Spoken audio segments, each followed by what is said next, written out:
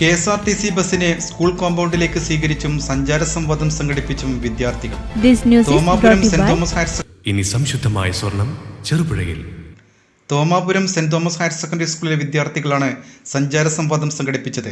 പ്രിയദർശിനി സൗജന്യ യാത്രയെ യുവതലമുറ എങ്ങനെ വിലയിരുത്തുന്നുവെന്ന് ബോധ്യപ്പെടുത്തുന്നതായിരുന്നു സംവാദം. ഇത് കേരള സർക്കാർ എപ്പോൾ നടപ്പിലാക്കാനാണ്? അതുവരെ ഈ ബുദ്ധിമുട്ട് സാധാരണക്കാരായ ജനങ്ങൾ ബുദ്ധിമുട്ടണോ? സാധാരണക്കാരായ ജനങ്ങൾ ബുദ്ധിമുട്ടണോ എന്നാണ് എതിർ ടീം ചോദിക്കുന്നത്. എനിക്കൊരു അഭിപ്രായമുണ്ട്.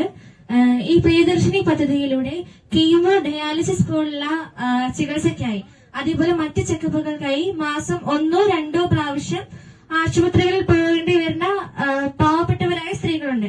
അവർക്ക് ഈ ഒരു പദ്ധതി വളരെ സഹായകമാണ്. വേതനം വ്യത്യസ്തമാണ്. അതായത് ഒരേ തൊഴിൽ തന്നെ, പക്ഷേ തൊഴിലുകൾ വ്യത്യസ്തമായിരിക്കും. പുരുഷന്മാർക്ക് കൂടുതൽ, സ്ത്രീകൾക്ക് കുറവായിരിക്കും. ന്യൂനപക്ഷമായ സ്ത്രീകൾക്കും അതിലുപരി ട്രാൻസ്ജെൻഡേഴ്സിനും കൂടുതൽ ആനുകൂല്യങ്ങൾ നൽകുന്നതാണ്. പുരുഷന്മാർ ഈ സമൂഹത്തിൽ സാമൂഹികപരമായി വിദ്യാഭ്യാസത്തിലും തൊഴിലവസരത്തിലും വിവേചനം നേരിടുന്ന ഒരു വിഭാഗമല്ല. സ്കൂൾ കോമ്പൗണ്ടിൽ ചിറ്റാരിക്കൽ മാലോം KSRTC ബസിനെ സ്വീകരിക്കുകയും ഡ്രൈവറെയും കണ്ടക്ടറെയും പൊന്നാടി അണിയിച്ച് ആദരിക്കുകയും ചെയ്തു. School manager father doctor Mani Melvattam, east Eleri ഗ്രാമപഞ്ചായത്ത് vice president advocate Joseph Mutholi, PTA president Shaji Thonakkara, school principal Binu Thomas എന്നിവർ നേതൃത്വം നൽകി. +2 വിദ്യാർത്ഥിനി ആൻ ജോഷി മോഡറേറ്ററായിരുന്നു.